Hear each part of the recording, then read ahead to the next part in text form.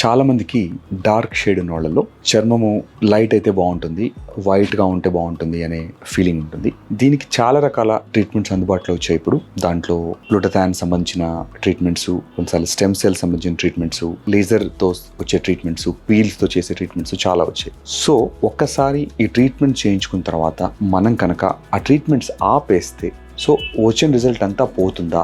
Result అట్లాగే continue కావాలంటే ఏం చేయాలి? చాలా మందికి ఇంత ఖర్చు పెట్టి చేసాం కదా, రిజల్ట్ ఎక్కువ రోజులు ఉండాలంటే ఏం చేయొచ్చు?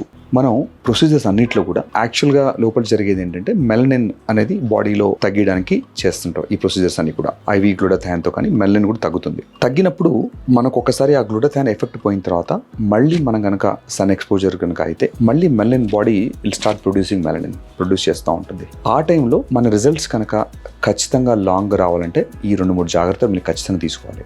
ఒకటి, ఫిజికల్ సన్ ప్రొటెక్షన్ కనుక మీరు ఎంత అవాయిడ్ చేయగలిగితే, అంటే సన్ కనుక డైరెక్ట్ సన్ కనుక అవాయిడ్ చేయగలిగితే ఫిజికల్ బ్యారియర్స్ అంటే అంబ్రిల్లాస్ కానీ ఆ సన్ స్క్రీన్స్ కానీ ఫిజికల్ కనుక పెట్టుకుంటే దాంతోనే చాలా వరకు మీరు you're able to cut the damage, సన్తో వచ్చే డ్యామేజ్ కట్ చేయగలుగుతాం. దాంతోపాటు ఓరల్ సన్ స్క్రీన్స్ అనే టాబ్లెట్స్ ఉంటాయి మనకు, డాక్టర్తో కనుక కన్సల్ట్ చేసి ఇస్తారు.